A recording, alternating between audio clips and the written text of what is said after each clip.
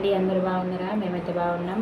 ఈరోజు అయితే గోధుమలు చేసిన కదా, ఈ గోధుమలతోటి అయితే రవ్వ పట్టిస్తా. ఈ గోధుమలు అయితే మాకు అత్తమ్మ పంపించి నుంచి అనుకుంటున్నా రోజు గోధుమలది రవ్వ పట్టిద్దాం ఏరియాని. మరి ఈరోజు అయితే తీసేసరికంటే నేను సంచి మూతి తీసేసరికి మొత్తము గోధుమలు ఎట్లా అన్నదంటే ఒక లీజు ఉన్నాయి. ఇవిడికైతే జల్లెడ పట్టేసరికంటే బాగానే టైం పట్టింది. ఇవి 2 సార్లు జల్లడబట్టిన 2 సార్లు జల్లబడితే మొత్తం సన్నపియన్నీ రాలిపోయినాయేవో. ఇసుక పడలు అయితే దొడ్డు కనబడుతున్నాయి. ఇంత దొడ్డు రాయిలు ఉన్నాయి ఇవి. మరి ఇవైతే మిషన్ తోట పట్టిండ్రు. మరి ఇంత గలీజ్ ఎట్లయినాయి ఏమో గోధుమలు, అంత బాగా గలీజే ఉన్నాయి. బొండ కూడా బాగా నచ్చింది. మిషన్తో పడితే మరి బొండ రాదంటారు. ఇవో బొండ కూడా వచ్చింది దీనికి. ఈ గోధుమలు అయితే కడిగేయాలని చూసిన నేను. కడిగేయాలంటే ఇదైతే బాగా గలీజ్ ఉన్నది, కడిగితే పోదని మళ్ళీ ఇంట్లో దొడ్డు రాళ్ళన్నీ వేసిన. ఇవో మట్టి కూడా ఉన్నది, తీసేసి సేమ్ ఇవి గోధుమల లాగానే కనబడుతున్నాయి. సన్నగా ఉన్నాయి, ఎర్రరాళ్ళు సన్నగా ఉన్నాయి. ఇవైతే ఉప్మాలో వచ్చినాయి అనుకో, పట్టించుకున్నప్పుడు ఆ రాయితోటి సన్నమైపోయి దుబ్బ అయిపోయి మనకు ఉప్మా రాకుండా కిస్ అంటాయి, దవడల కింద పడతాయి. అందుకోసమైతే నేనైతే మొత్తానికి చూసి ఇత్తుకేరేస్తున్నా వీడికి. అయినా ఇంకా కడిగేస్తాయి వీడికి కొంచెము నీళ్ళల్లో పోసి మంచిగా ఇట్లా అంటున్నామనుకో మట్టి అంతా కరిగిపోతుంది. మట్టి అంతా కరిగిపోయి చిన్న సన్నవి రాళ్ళు ఏమన్నా ఉంటే ఇట్లా సన్న మన కంటికి కనబడకుండా ఇసుక ఉన్నదనుకో అది మొత్తం బకెట్లో అడుగుపోతుంది.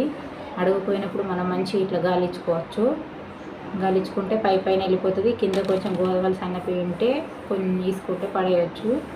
ఇవి గడ్డి గింజలు అయితే ఏరుకోవాలా, ఇవైతే పోవు.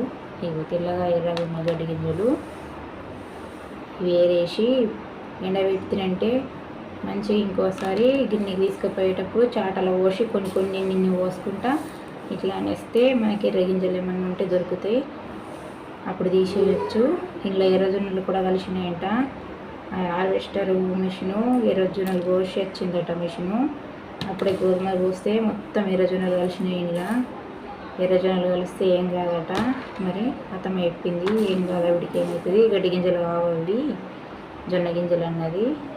నేనైతే అప్పుడే మరి కడిగేద్దాం అనుకున్నా.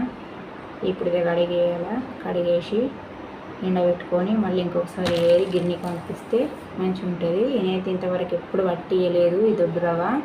ఇప్పుడైతే ఫస్ట్ ఇవైతే మానేడు అంటే 5 కిలోలు, మేమైతే మానేడే అంటాము. ఈ మానేడు పట్టిస్తే గింత తగ్గుతాయచ్చు, మట్టి గింజలు బిట్టి గింజలు వెళ్ళిపోతే షారెడ తగ్గుతాయి, ఏం పడకూడదు. మనకు మట్టి గింజలు బిట్టి గింజలు ఏరేసుకుంటే అయిపోయా. మనం కిలో ప్యాకెట్ తెచ్చుకుంటే మనకు 4 సార్లు గంతే వస్తుంది. మాకైతే 4 సార్లు వస్తుంది. ఇట్లనే 5 కిలోలు కొంచెం కష్టపడి పట్టించుకున్నాం అనుకో పిల్లలకు కూడా మంచిదే కదా, ఇష్టంగా తింటారు ఉప్మా. మనం పట్టించుకున్నదైతే టేస్ట్ మంచిగానే ఉంటుంది. మరి ఒకసారి పట్టించుకొని చూడాలని నేను కూడా ట్రై చేస్తున్నా. అమ్మ అయితే ఒకసారి పట్టించుకున్నట్టయితే మాకు తీసుకొచ్చింది కొంచెము. అయితే మాకు ఒక 3 సార్లకు వచ్చింది. అది 3 సార్లకు వస్తే ఉప్మా టమాటా చారు వేసిన అయితే నేను మంచిగానే తిన్నారు పిల్లలు. అందుకోసమే మా చిన్న పాప అయితే మమ్మీ ఉప్మా అంటారు. మేమైతే షాప్లకి ఎన్నిసార్లు ఉప్మా తెప్పించుకోలేదు, ఈ ఉప్మా పట్టించుకుందాం అనుకుంటున్నాము. అందుకోసం అయితే నేను వీడికి కడిగేసి ఆరబెడుతున్నా. మళ్ళీ గిన్నెకి తీసుకుపోయేటప్పుడు కూడా ఒకసారి వీటిలో పన్నెండుకి ఇట్లా ఏరి తీసుకుపోవాలా, లేకపోతే ఉంటే అయితే మనకు అసలే తినరాదు. ఇవైతే 5 కిలోల గోధుమలు ఎంత వస్తుందో మరి చూడాలి. మనమైతే ఇప్పటిదాకా పట్టేయలేదు కదా, ఇదే ఫస్ట్ పట్టించుడు. ఇప్పుడు పట్టించుకుంటే మనకు ఐడియా ఉంటుంది ఎంత గోధుమలు పంపిస్తే ఎంత వస్తుందని. అందుకోసమైతే నేను గోధుమలు చూస్తున్నాను రెడీ.